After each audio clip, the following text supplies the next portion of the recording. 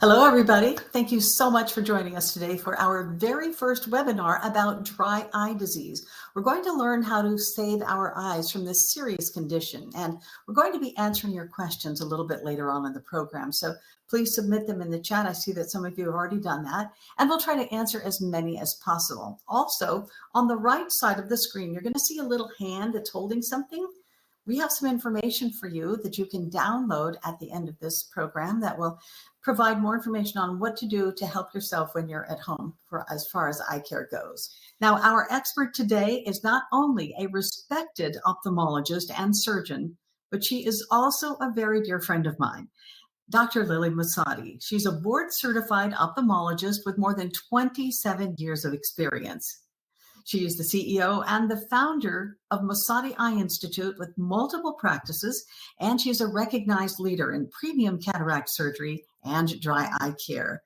Dr. Mosaddegh is a visionary, an inventor, and a multiple patent holder in the field of dry eyes and public safety inventions.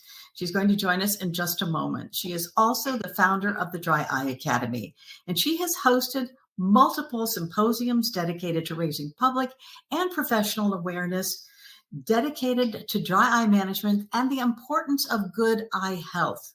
In fact, my husband and I, Rick and I, have volunteered to be patients at one of your educational seminars because we believe in your mission to raise awareness about dry eye disease. So, Dr. Mosaddegh, welcome. It's so good to see you, and thank you for doing this seminar today to help people. Thank you for having me. You and I have known each other for over 2 decades now, when you first came to me as a dry eye patient.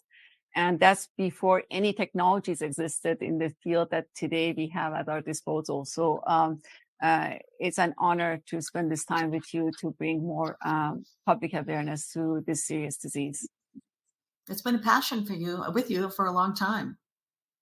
It's a passion of mine. It started many, many years ago, to be exact, over 27 years ago when I was in residency. And I was lucky enough and blessed enough to have amazing mentors. One of them that I really want to mention is Dr. Spencer. He was a guru in the field.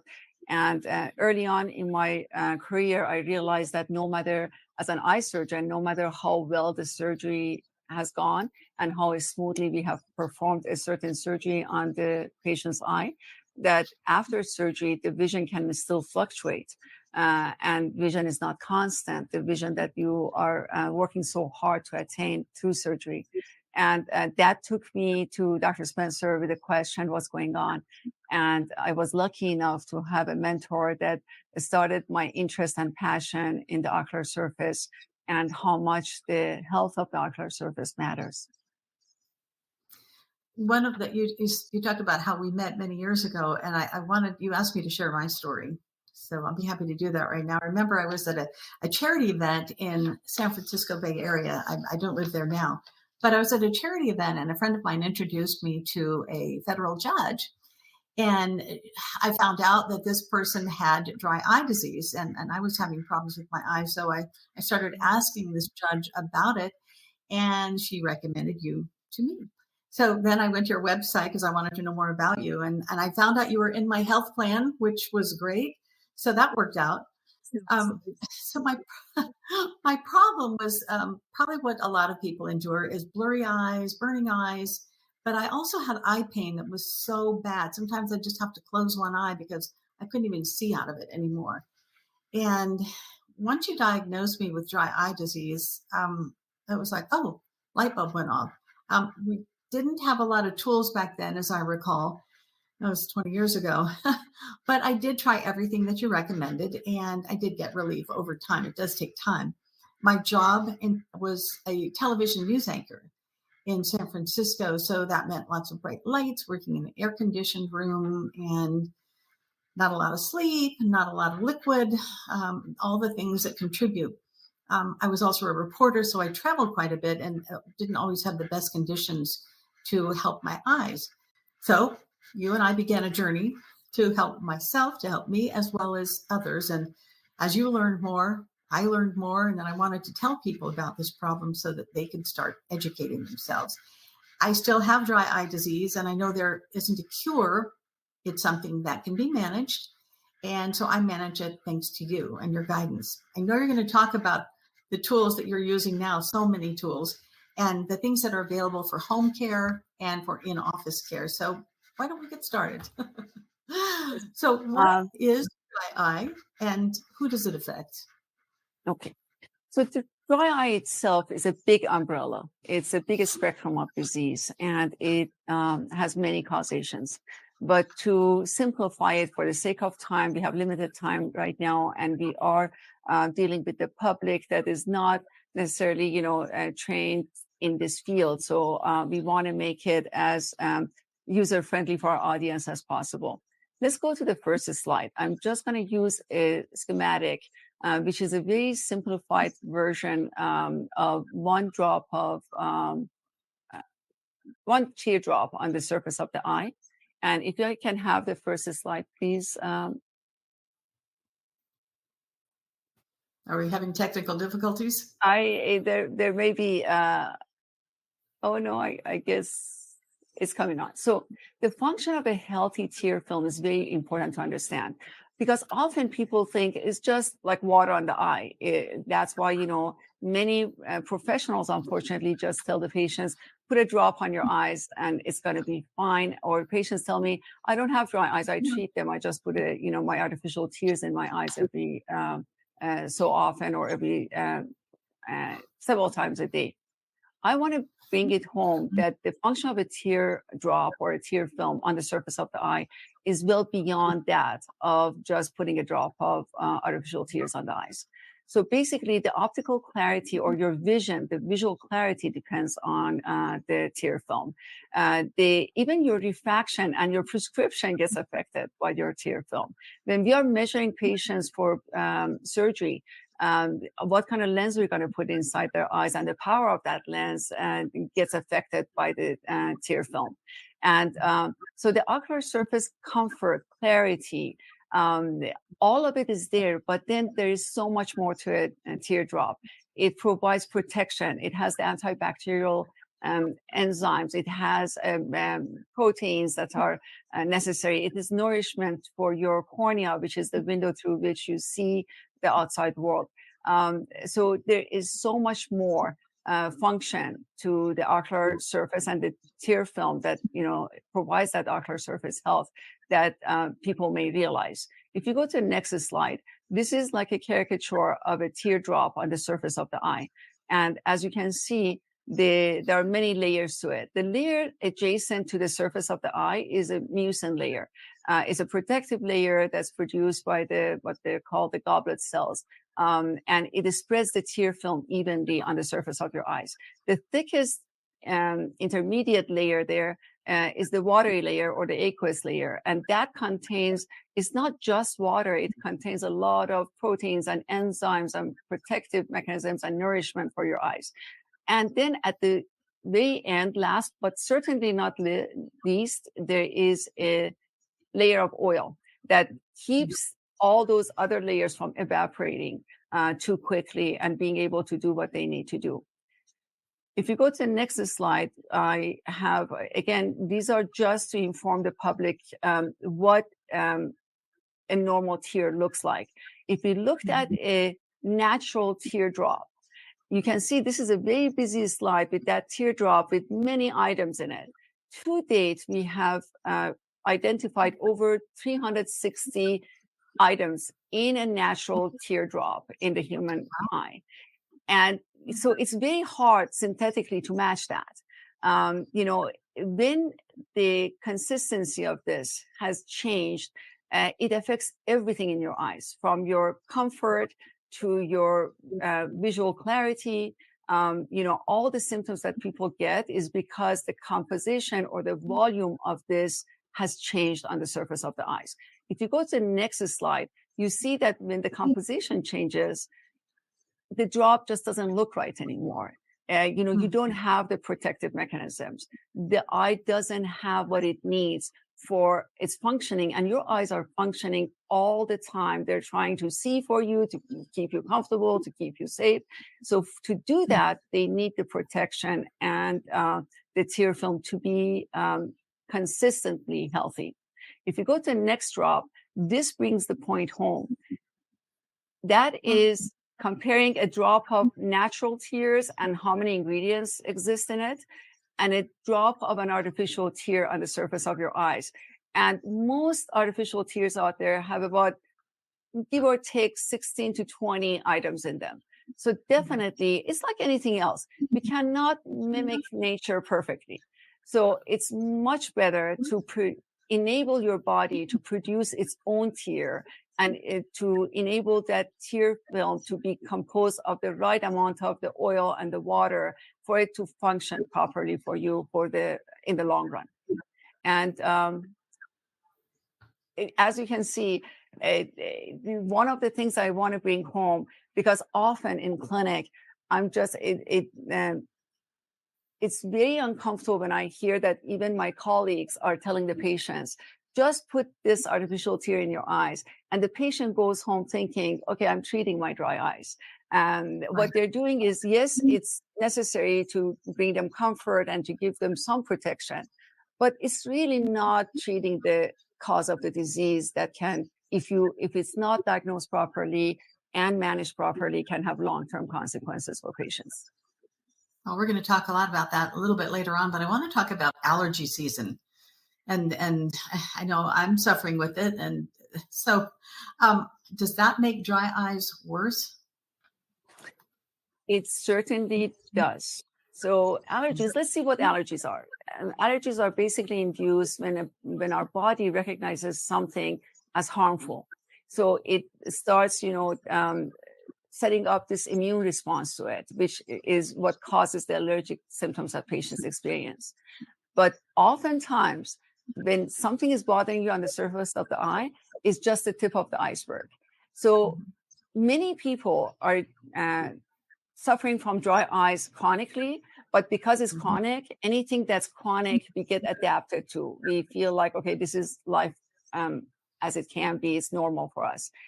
But it's not until like seasonal allergies hit that not only you feel the symptoms of the seasonal allergies, but also the symptoms of your dry eyes are being brought to the surface. So allergies do in fact make dry eyes worse, but dry eyes could be the underlying reason why your allergies are bothering you so much. So what are the symptoms? I mean, I know what mine are, but and everybody I talk to has allergies. Comparing dry eyes with allergy, those symptoms, what are those? Ironically enough, I wanted to put side by side the allergies of dry eyes and allergies, because I don't think the public realizes how similar the symptoms of the two diseases are.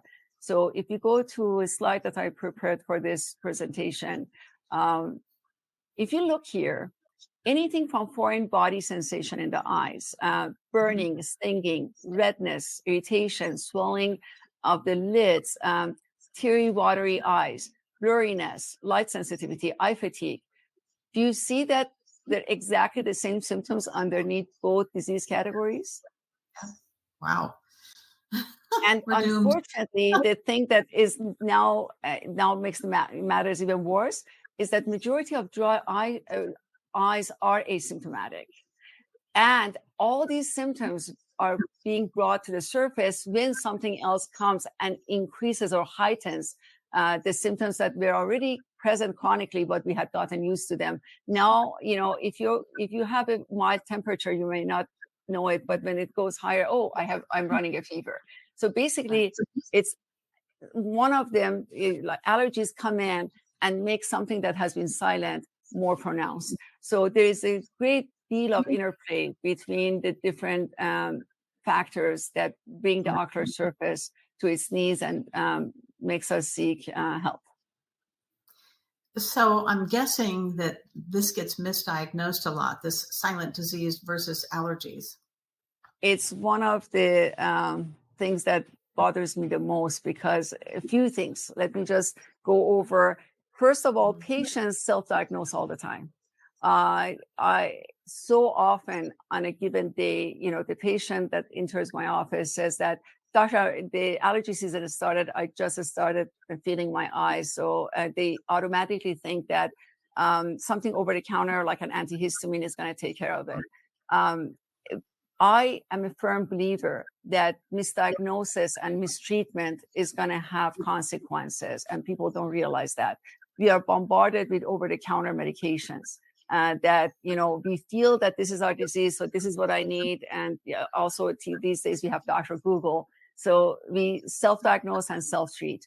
Unfortunately, many cases end up in our colleague's office or a primary care physician's office, and automatically it's assumed that it's an infection in the eye because the right investigation cannot happen in a non-eye care facility.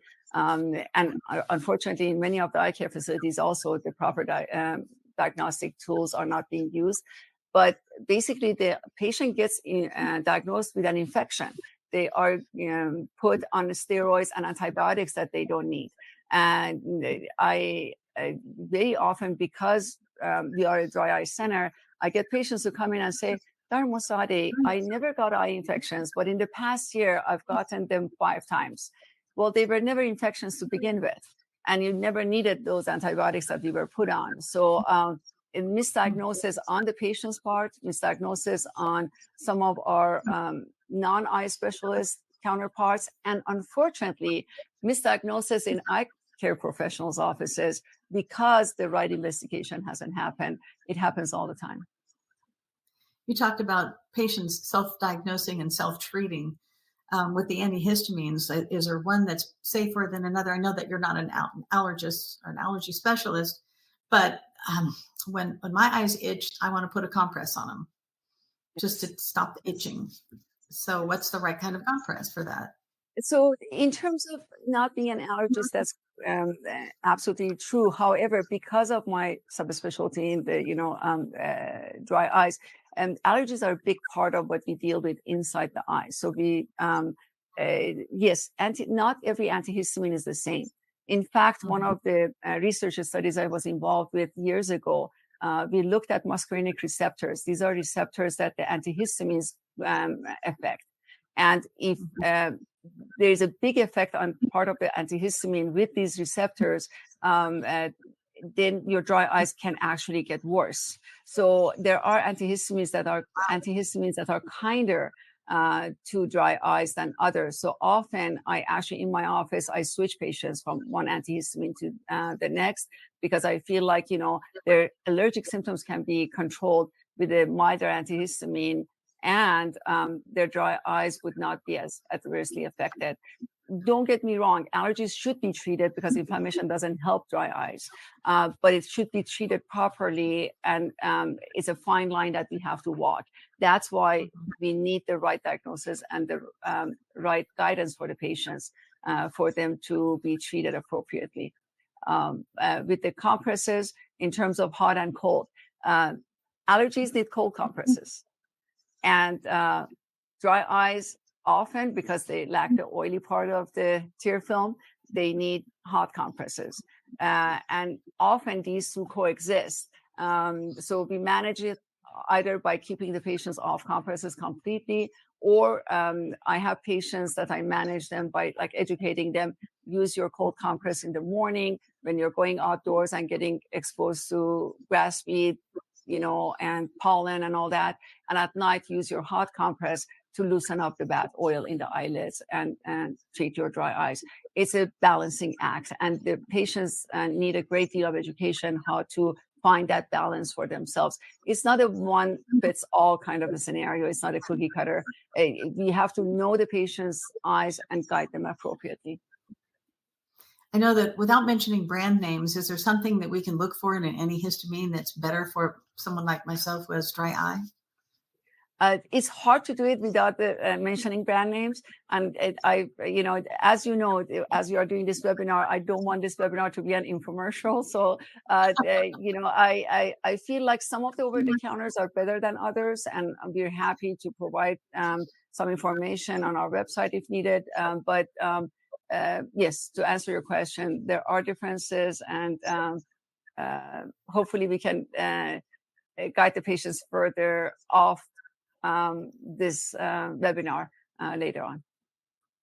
Dr. Mosaddegh, you started to talk about how important it is to get a proper diagnosis Why is that so important? I mean, we those of us who self-diagnosed before I met you didn't think anything about it. So why is that so important? Because misdiagnosing a disease and mistreating it, that means the disease is lingering. In terms of dry eyes, for example, you are prone to losing certain structures, like the meibomian glands are the oil-producing glands that reside in the human lid. And these glands, if they're not emptied properly, if they're kind of packed with the bad material that's causing more inflammation inside, they go through what we call disuse atrophy. You don't use it, you lose it, kind of a thing.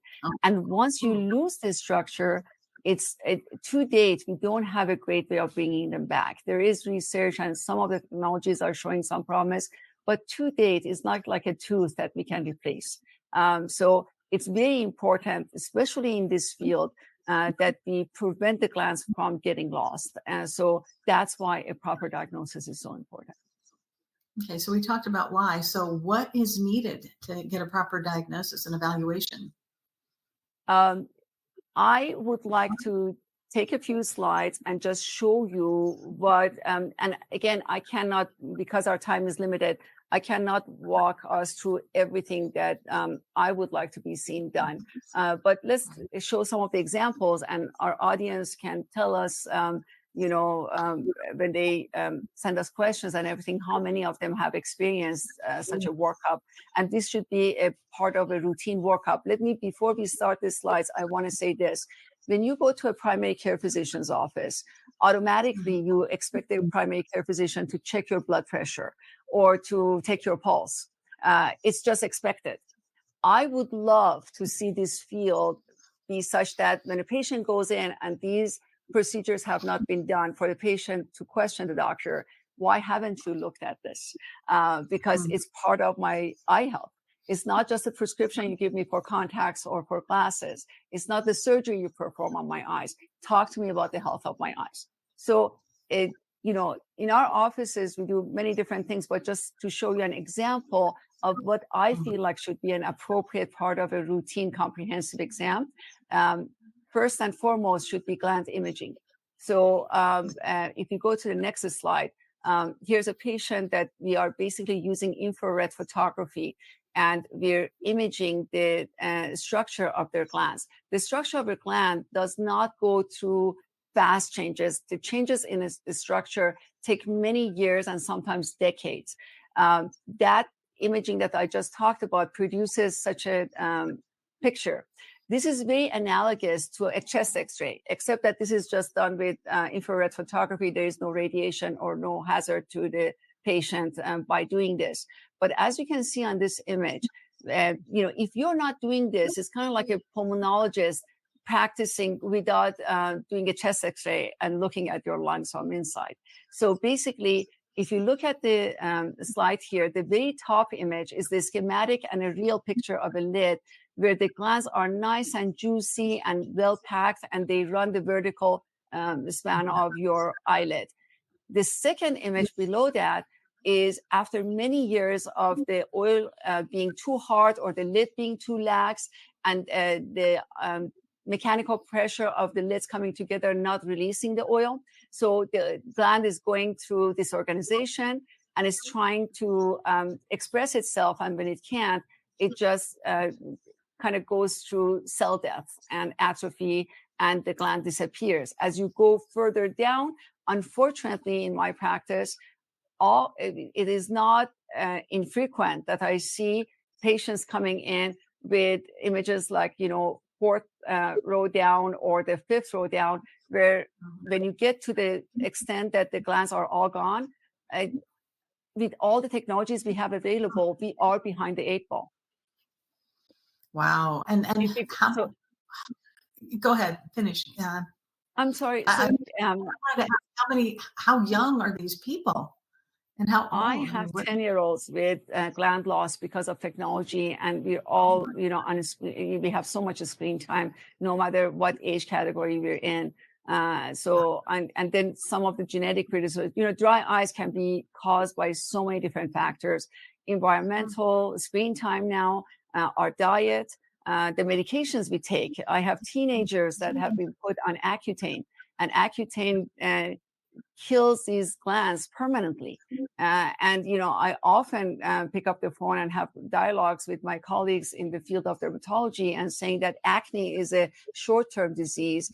And, you know, dry eyes is a chronic disease the patient has to deal with for the rest of their lives. There's also genetic predispositions to diseases like rosacea. And with rosacea, your oil glands cannot produce good oil. And so these patients are very young. They've had the disease since birth, but because they don't know life without it, for them, it's just everyday life until something brings it to a head, whether it's allergies or an eye infection.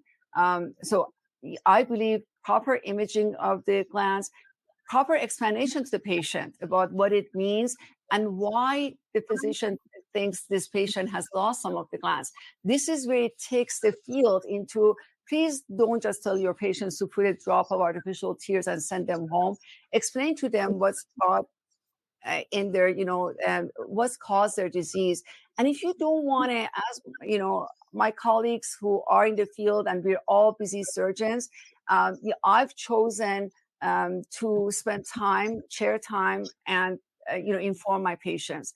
If you wish to do so, please do so. If you don't, please refer properly, because these eyes are needed for many decades to come in these young individuals. So it's not, even though aging can affect it, hormonal changes in women, you know, menopause in men, I call it menopause because I believe both genders have hormonal changes as time goes, and it affects the, you know, glands. But regardless of that, now we have all the young folks, we have kids that are suffering with this disease. So it is important that proper workup is done and proper diagnosis, proper treatment is done before the glands are lost. So imaging is important. We go to the next slide. The patient should expect the physician and the eye care professional to do a simple gland expression to see what the content is like, to take a Q-tip and press on the body of the oil gland and to see what's coming out. What should come out should be transparent, water-like, olive oil-like. As you can see here, some of the expressions are whitish. They're like butter. And then when they end up on the surface of the eye, you see the graininess of what was just expressed here. This is not healthy oil. We looked at the structure and how it can get damaged. This is the function. This is a very simple 2-second test to be done in the office by the eye care professional at the slit lamp when they're examining the patient. I'm worried that a lot of people might not have health insurance or the kind of insurance that would lead them to an ophthalmologist.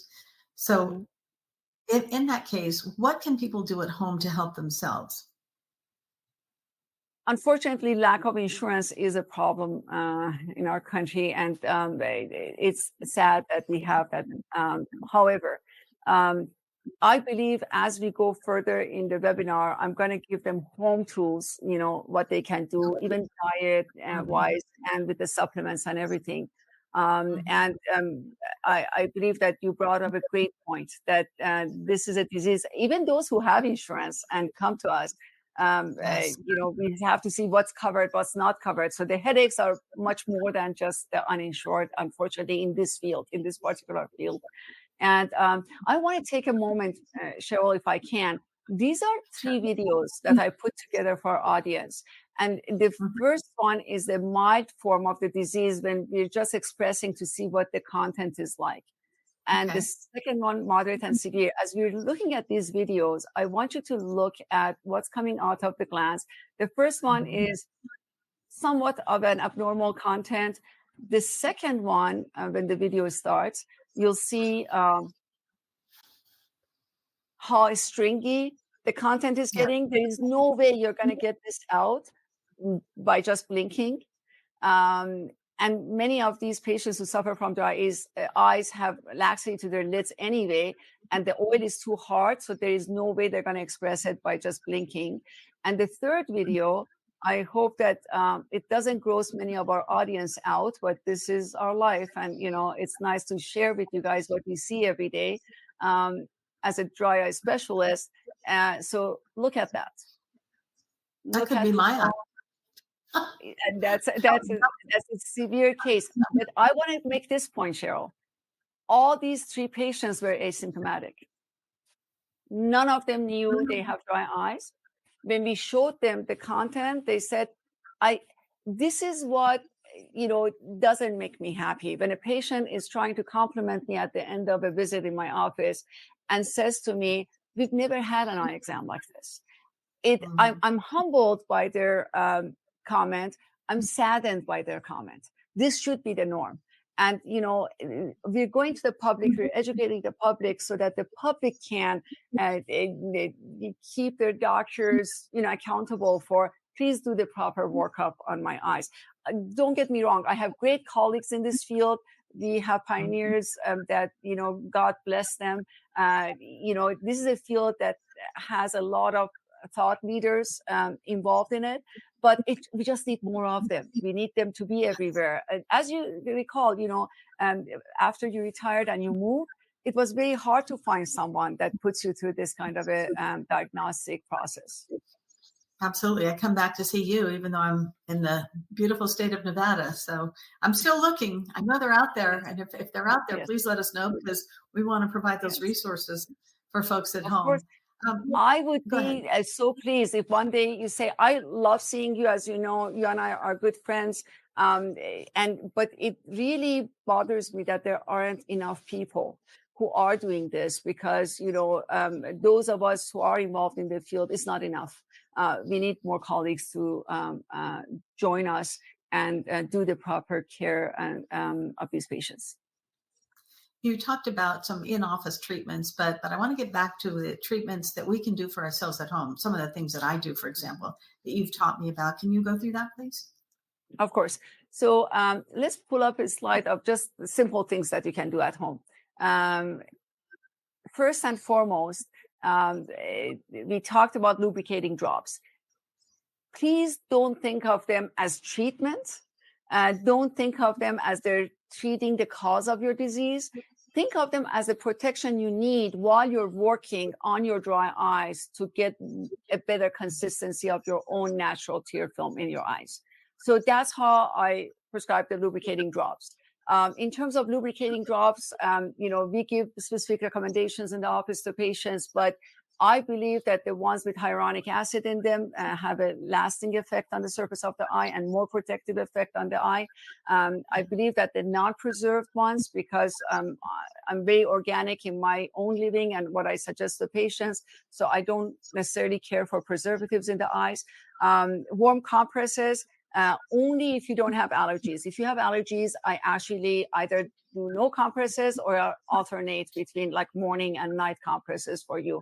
Eyelid cleansing are very important, because often we have debris that can cause issues. It's a disease called blepharitis, with what I call dandruff of the eyelashes for my patients. Sometimes we can have mite that start existing on the margin of our eyes and the basis of our lashes. So proper cleansing and what your eye care professional deems appropriate. Sometimes just a simple wipes, sometimes the tree oil infused wipes to have some medicinal effect. And then if we see that there is, for example, Demodex or mites, then we put you on the appropriate medications for that.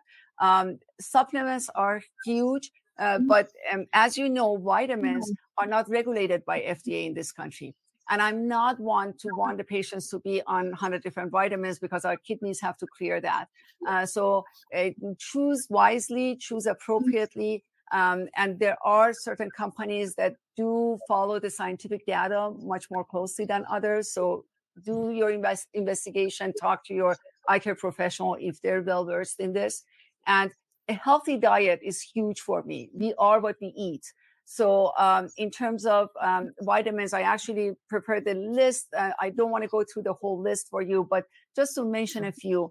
Vitamin B6 can be found in bananas, magnesium in dark chocolate and avocados, vitamin A in kale, spinach, and carrots, vitamin C in berries and citrusy fruits, omega-3 fatty acids, because we don't know what kind of a salmon we're getting. I used to say salmon, but now the source of salmon is very important. So I go more into chia seeds and walnuts, zinc in poultry and legumes and lean meats, vitamin E in almonds and sunflower seeds, lutein and zinc in leafy greens. And last but certainly not least, one of the biggest ingredients you want for dry eye disease is black currant seed oil. And in some of the supplements and the vitamins that we refer the patients to, or we put the patients on, this is a major ingredient. There is a factor in this called GLA, and GLA induces our body to have to produce anti-inflammatory compounds, and inflammation is big when it comes to dry eyes. So that helps. When it comes to allergies, also there are foods that can help you. Again, ginger would be wonderful for someone who's suffering from allergies. Bee pollen and honey, especially if it comes from your area and is local, because those bees are feeding on the flowers in your area. And that's much more protective for you than a honey that comes from elsewhere. Turmeric, vitamin C, rich foods and you see even in the foods, there is an overlap. What helps dry eyes also helps allergies, right? And probiotics are important because our gut health is important. So again, as you can see, this is a field that needs a lot of knowledge and passion on the provider's part to provide the patients everything they can do at home. I always say, I use the analogy of the dental field.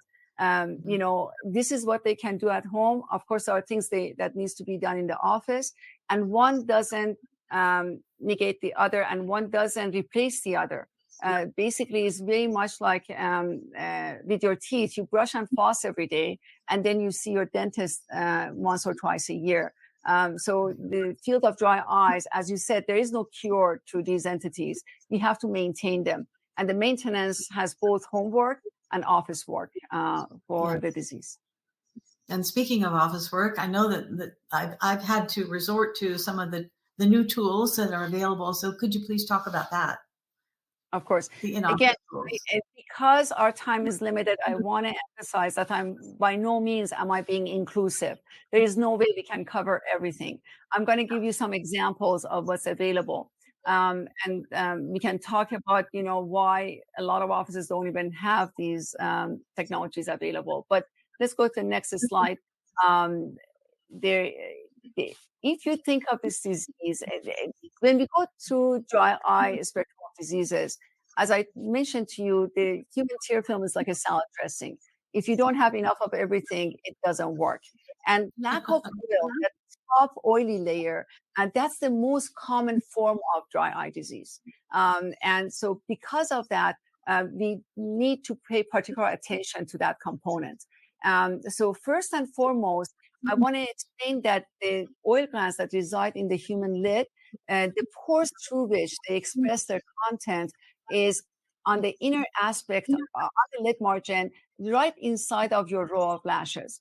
Many times there are keratin buildup there. There is different anatomical changes that come with rosacea. There's a lot of inflammation and blood vessel formation there that makes the lid margin pinker.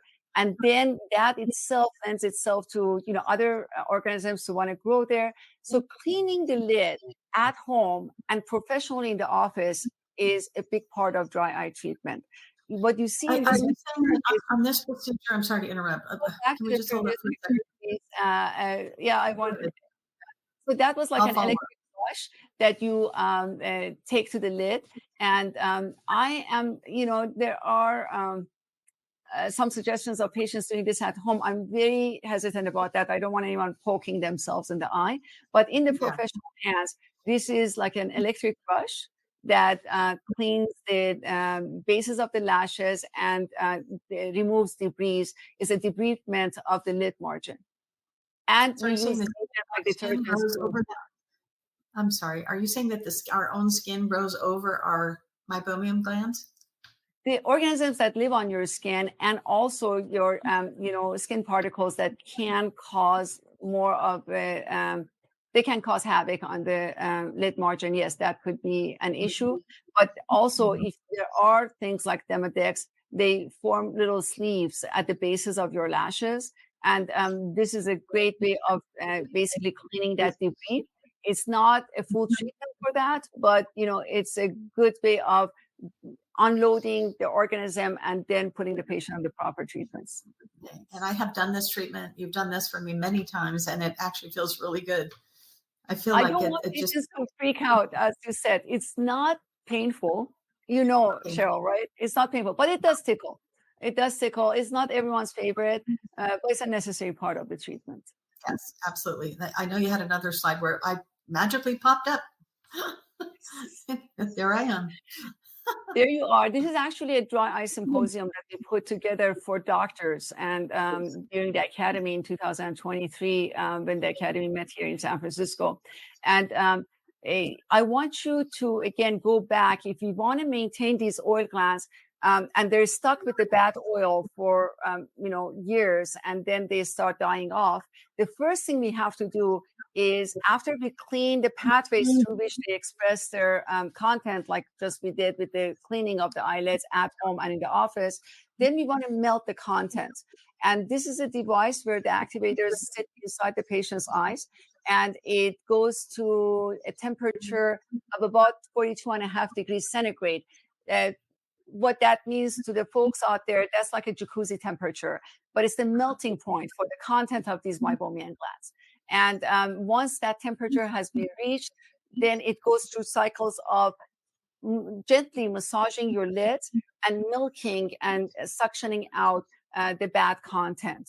So basically, we have to empty the bad for good to have room to get produced again, because again, I want to go back to glands. These glands are like tubes or grape-like tubes, and it's the inner aspect of the gland, the cells that line the inner aspect of these tubes that produces liquid oil. If those are all stopped from producing because something is blocking them, that's when they die off. So mechanical emptying of these debris is at the heart of preventing these glands from dying. But as you're going to see in the next slide, now that we have emptied them, one more thing before I finish this segment of our discussion. Unfortunately, the activators come in one size, and they don't fit all eye sizes. So there are different technologies where we can use external heating instead of something that heats from inside. And external heating is preferred for people, for example, who have had glaucoma surgery and they have reservoirs or blebs in their eyes, and we don't want to harm those that work done by our glaucoma colleagues. So for different reasons, these different technologies, it's good for the doctor to have different tools in their toolbox and use them appropriately for each given patient. Usually in my offices after these, I actually still, whether I use the activators inside or the external application of the heat, I still, if you go to the next slide, I still take my trusted, what you call, the squeezy thing. So expressors is what we call them, and they come in different shapes and forms. I actually have different expressors because, again, one size doesn't fit all in terms of the laxity of the lid. I find that different shape expressors work better on different eyelid. If the eyelid is too loose, I may use one versus the other, whether it's the flat petals or the rollers and the cylinders. So I use different ones appropriately for each given patient. But what I find is that sometimes these glands are so obstructed that even with all the great technologies that I showed you thus far, it doesn't completely get emptied at times, and it needs supplementary treatments. That's why I have a lot of respect for the industry that's involved in this, and I have a lot of respect for the colleagues. But I want to say this, that a device doesn't treat patients. The device in the hands of the professional who has the passion and the knowledge for the field treats the patients. And that's why all of these devices and technologies, I'm very grateful for all the technologies that exist. As you recall, 20 years ago, when you were my patient, I didn't have a lot of these tools. No. And I'm grateful that we have them, because back then, all we were doing is putting steroids in patients' eyes and then having secondary side effects from those medications, especially if you recall, you were a news anchor in front of bright lights, and your career depended on your eyes. And all I had was this squeezy thing and steroids. And, that was just heartbreaking at that time. We have the technologies now.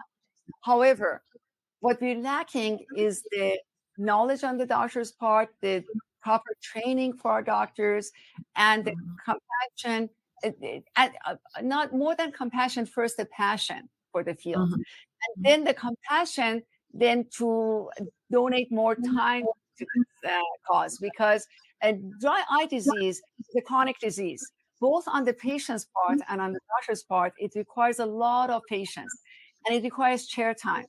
I understand as surgeons, we are busy in the operating room doing surgeries, but doesn't matter how hard we work surgically on the patient's eyes. If we don't keep the ocular surface healthy, I always say, without a healthy, clear window, you cannot see the beautiful view, no matter how hard we work inside the eye. So I want to beg my colleagues, please spend more chair time, and you be involved. Don't delineate and just your technicians to do it. Educate your patients and talk to them about this. It's important when it comes from the physician. And the other thing is, in our training programs, as wonderful as the industry has been with coming up with great technologies for us, industry should not teach doctors. Doctors should teach doctors. And that means that the field is so vast. The number of patients in this field now exceeds any other field, and all of them put together. It's 1 out of each 2 patients that walk into our offices, or to an eye care professional's office, in all different age demographics. So please, this field needs to become its own subspecialty. We need to train fellows and the training doctors properly. And we need to expand on the number of true dry eye care specialists in this country, so that we can serve this population that's so dependent on their technologies, and the screen time is increasing daily. You were talking I'm about. sorry, Cheryl. You can see my passion for this. No, I know. Comes into I know. play. But this picture is something that helps with the lax lids. Shows that. Well, more than that, this is actually a picture of intense pulse light therapy. And I believe that, it can be done. There are protocols in this country for it. For example, what's called tragus, treating from in front of one ear to the front of the other ear. I believe by treating the whole face in my female individuals and in my male individuals, just skipping the facial hair region, that we decrease inflammation much more significantly than just doing the bridge over the midsection of our face. So basically, it's IPL, right? This is intense pulse light therapy. And so basically, the reason and the science behind it is that most dry eye sufferers, especially those who have rosacea, they suffer from increased or heightened inflammation. There is a factor, for example, just to give you an example, called MMP9. It's a factor that's higher in the tissues of patients who have rosacea. And this technique decreases that factor, and it has to be done in sequence to decrease it enough, such that then we can get less inflammation, better blood flow. And this, remember, I said we empty the glands, but then you have to induce better oil production. Otherwise, you're just going to fill it up with the bad oil again anyway. So this is one of the techniques to induce better oil production on top of what the patient is doing at home with the supplements and the food and the diet and all that. And if you go to the next slide, this is also the same technology, except here we have put laser grade protective shields in the patient's eye, and we are applying it directly to the patient's lids. Wow. Well, I've done all of those, and they all help, but it all takes time. And resources. I'm grateful that I have insurance for some of it. This You said something that was so shocking to me. 1 out of every 2 people who walk into an eye care specialist office has dry eye disease, this silent disease that we apparently most of us don't know about. So that leads me to this question. Why is it so hard to find a dry eye specialist? Because it hasn't become its own subspecialty yet. And, hopefully through this mission, we can encourage our wonderful academy to make it a subspecialty so that there is more formal training in the field. Basically, as I said, dry eye disease affects any ophthalmologist of any subspecialty, a retina doctor who does their amazing work inside of the eye, a glaucoma doctor, a cornea specialist. All of their work gets affected by the ocular surface. Let me mention something else to you. I want to use the example of my own husband. I did my own husband's eye surgery, replacing his human lens with a multifocal lens. I want to tell you how significant this ocular surface health is. When he got tested for the appropriate lens for me to insert into his eye, and that includes the power of the lens and also to know if I need to correct any astigmatism or not. When we first did his testing, it showed to me, all the data showed to me that he needs an astigmatic correcting lens. When I treated his dry eyes and repeated the test, it actually showed me that he doesn't need a astigmatic correcting lens. Unfortunately, there are patients out there who get overcorrected, and overcorrecting astigmatism could be very significant to the patient. And because the ocular surface was never diagnosed, the disease was not diagnosed, the ocular surface was not managed before cataract testing. And so it is that significant. This is a day and age of premium lenses, premium cataract surgery. I am a great advocate of these wonderful lenses that we have now. I put one in my own husband's eye. And especially in this day and age, if we want to, as surgeons, we want to see the amazing results that these lenses can produce, it can only be done if the proper pre-op work has been done, even prior to their testing for their cataracts, and then the proper maintenance after that, so that the patients that are investing in these premium lenses can, for the long run, benefit from the benefits these lenses have to offer. Wow. Dr. Mosaddegh, we have so many people who want to ask questions. May I run those by you now? All right. Of course. We're not going to get to everybody, but they will be answered. You sent your email and your question will be answered by somebody in the office. All right, the first question is, can over-the-counter medications for allergies cause dry eyes to get worse? Yes. As I mentioned before, there are some strong antihistamines over the counter that I feel like we can do better with less intense antihistamines and control both diseases at the same time. How about punctal plugs for dry eyes? Punctal plugs have their own place in the dry eye care arena, but I believe that they've been overused, mainly because they're insurance covered. And that actually is a problem. Because if your tear consistency is not good and you're keeping an unhealthy tear film full of inflammatory cells on the surface of your eyes by putting a plug in, I don't see what you're achieving. In my own office, I've taken more plugs out than I have placed in the eyes. I'm not against plugs when it's done appropriately for lack of volume, and the appropriateness of the placement of the plugs has to be considered.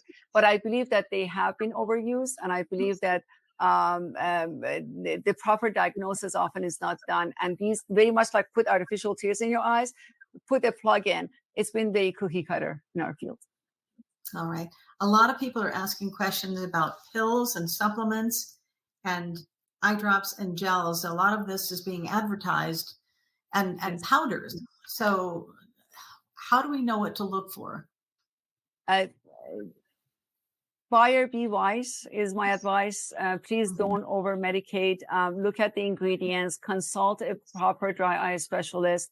Less is more. And also, basically, study, research, look at the ingredients, and make sure that the source that the product is coming from is a reliable source. Unfortunately, as probably many of the audience knows, in the last year, we had news of artificial tears ordered online that made people blind because it was contaminated with amoeba. Please be careful with what you're, be careful with self-diagnosing and be careful with self-treatments, and seek advice when needed to make sure that you're doing the right stuff. Okay, and this, because we're at our 1 hour mark, we had a lot to say. I'm going to wrap it up with this question, and don't worry. Those of you who ask other questions, they will get answered by somebody in the office. Kids are all on their smart devices, their screens, young kids, and so that's a big concern to you. Yes. So I believe so. I'm going to actually answer this by, just because we're out of time, by talking about why I'm so passionate about this field. As you said, our kids are on computers, and my patients are getting younger and younger. So I would love for this field, and that's why you and I have joined forces to bring more public and professional awareness to this field. So I would love 5 years down the road, with similar efforts by our colleagues and our efforts added to theirs, if in the next 5 to 10 years our kids get as educated about maintaining their lids as they are about their teeth.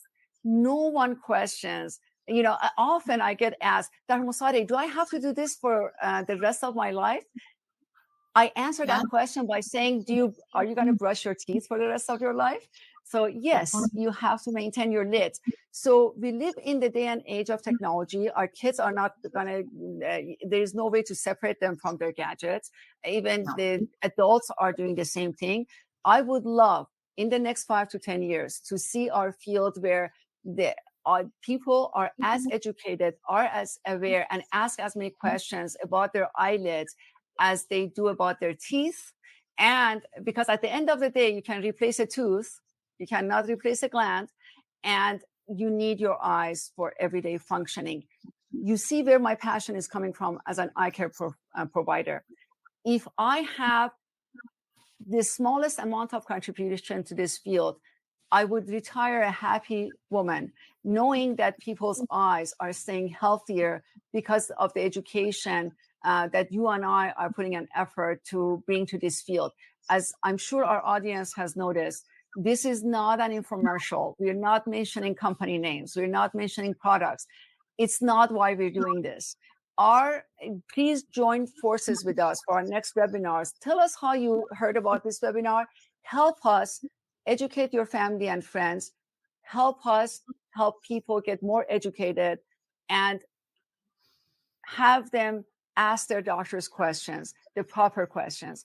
That is what we seek to achieve with these seminars. Well, you just gave a lot of people really good chair time, Dr. Mosaddegh. I so appreciate you, Cheryl. I appreciate the good you do on earth, and I appreciate how authentic you are in your efforts in this field, helping me out to bring the public awareness that is so sorely needed in this field now. So I appreciate you, and I'm very happy that judge patient of mine was the reason that we met. And I am too. We have to go. We are out of time. So Dr. Mosaddegh, thank you for your commitment. Thank you for trying to change the mindset of the public and the medical community. A big thank you to all of you who joined us today. We look forward to seeing you the next time we hold one of these webinars. And thank you so much, Dr. Mosaddegh, for being just a wonderful person and for helping us learn about getting rid of dry eye disease. So remember, if you need more information, you can go to sfidoctors.com. And also don't forget, on the little hand on the side, there's a document for you, a little PDF that you can download and learn more about how to help yourself. All right. Thanks, everybody. We'll see you next time. Bye-bye. Thank you.